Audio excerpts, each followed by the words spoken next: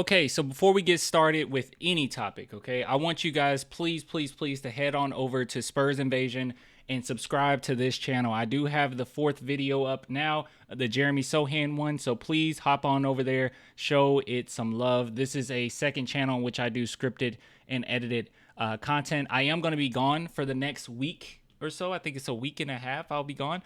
So I will have plenty of videos ready, pre-recorded, some stuff from our last live stream that I will be posting throughout the upcoming week. But please, please, please, in the meantime, go support Spurs Invasion. Please go support it. I want some rest. Are we having fun yet?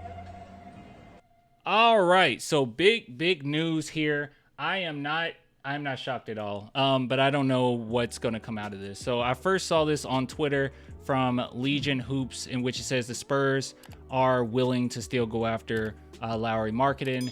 And if you are wondering what the Spurs are willing to offer, it seemed as if it was Keldon Johnson and multiple picks. Now, I told you guys I actually fell out of love with the idea of getting Lauri, only because it was so many rumors that Jazz actually wanted Devin Vassell, and I don't care who I don't care who you are at this point, who's available right now. I'm not giving up Devin Vassell. You guys can be high, low on him, right in the middle. With his contract, with his productivity, with his potential and his age, there's no way in the heck I am willing to get rid of Devin Vassell right now. The two players on this roster, well, obviously Wemby, I won't even say Wemby, but the two players right now where I will be really difficult for me to move off of would be Sohan and Vassell. Sohan for his defensive versatility, and Devin Vassell for his shot making ability and his both of their high basketball IQs. And I think that especially Devin Vassell plays really well with Wemby. I would not just get rid of his running mate like that. And I definitely want to see what happens in 2025 as far as adding to this roster. But I am high on getting Lauri Markkanen, just not if it comes down to Devin Vassell. And I didn't think that the Spurs would do that. But we do see here that they are willing to move off of Keldon Johnson. And we just did another video in which they were also trying to shop around Keldon Johnson for Cam Johnson. So they definitely want to get rid of Keldon at this point. I think that the Spurs still love him. I know this article says they're still high on Johnson. I think they love Keldon, but I would not be surprised if both parties, not only the Spurs but also Keldon, would be pretty content with him moving on. This past season, it's not like he had the worst season in the world, okay? I mean, I'm not going to sit here and just say he's the worst player of all time, but I think it was very apparent throughout the entire season that he just did not fit with what the Spurs needed. He didn't fit with Wemby, and it was kind of ugly at times. And it's just his playing style, it's just his tendency. I know some people said, well, what if he improves his defense? I don't think that that'll be the case. Typically at this point in players' careers, they don't automatically become phenomenal defenders or anything like that. Throughout college, he had the same issue as far as being flat-footed, not being really great as far as his lateral quickness. At this point, you would think it would be fixed or working, and it's just not. It's the type of player he is. He is a spark plug. He can get into the paint. He can create for his teammates. But he does have tunnel vision. That's just his play style. He's attack mode always. And with the team that we have right now, how it's being constructed and the type of players we want to put around Wemby, I don't think Keldon necessarily fits. Like I said, if we go into this next season and he's still here, it's not like I'm going to sit here and advocate to trade him, okay? I just think right now, this will be the best time if you're going to do it to attempt to do it now. But it seems like that's what the Spurs are looking to do. So we'll see in the coming days if anything comes out of this or if anything comes out of the Cam Johnson news. Like I said, I'm going to be gone, so I'm going to be out of town, actually visiting my best friend Swish Hill. So I'll be hanging out with him. But if anything pops up, any breaking news, I'll try my best to get to a computer or get to my phone and just give you my overall thoughts about it initially. Maybe he'll be down to jump on a video as well. I don't know.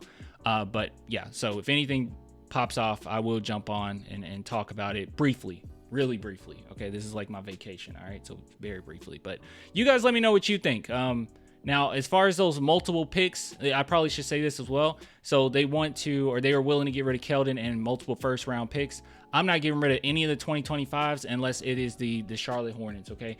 Maybe the Chicago Bulls, because I feel like that one might not convey, but definitely the Hornets, that one will not convey.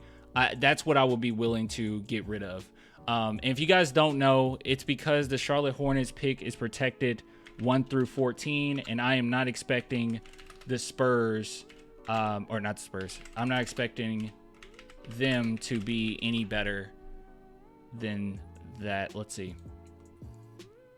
Here we go.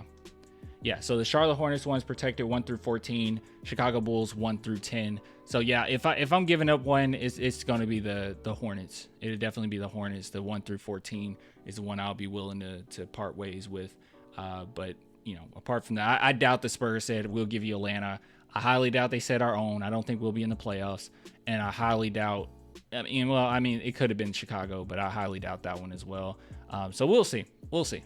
But good news, though. It's good news that the Spurs aren't necessarily done, and they're still trying to find ways to move off of Keldon, because how our roster is constructed right now, I would much rather coming off the bench, not saying he's a better player right now, because he's not, but I would much rather see Harrison Ingram start to get a few, minutes, not crazy minutes, but just a few minutes, jump back and forth from the G League if that's what the Spurs want to do. But I really do believe in him, and his play style is definitely what the Spurs will need. 3-and-D, high basketball IQ player. If you guys don't know, before he went to North Carolina, he actually played as a point forward. Once he got to North Carolina, he played more of a 3-and-D role. And with that high basketball IQ that he has, and with his defensive ability and him being a knockdown three-point shooter, I actually think that is the type of player I would rather have coming off the bench, and fits with us very well. So I think the Spurs did a good job in that regard. So, but yeah. Oh, here we go. Hold on. Actually, I probably need to go over this as well. Here we go. Yeah, so if you guys want to know the asking price. So this is Shams basically saying that he doesn't even think they want to move off of Lauri. So I don't know why they're wasting their time or wasting everyone's time. Oh, maybe it's not in this article. I thought it was in this article. But yeah, the news basically was they asked for a ton from the Golden State Warriors, and I thought that was insane. And then they asked, oh no, it is right here. Golden State Warriors put in, from what I'm told, 3 first-round picks, 3 or 4 unprotected pick swaps, 3 or 4 second-round picks. Might get a deal done. Yeah, I don't know. They're asking for a lot. And they wanted Devin Vassell from us. I don't think so. So, anyways, guys, please go support Spurs Invasion. I kind of just rambled a little bit at the end there. But please go support Spurs Invasion. Link below in the description box. Go check out the latest video. Love you guys. I'll give it to you later. Until next time.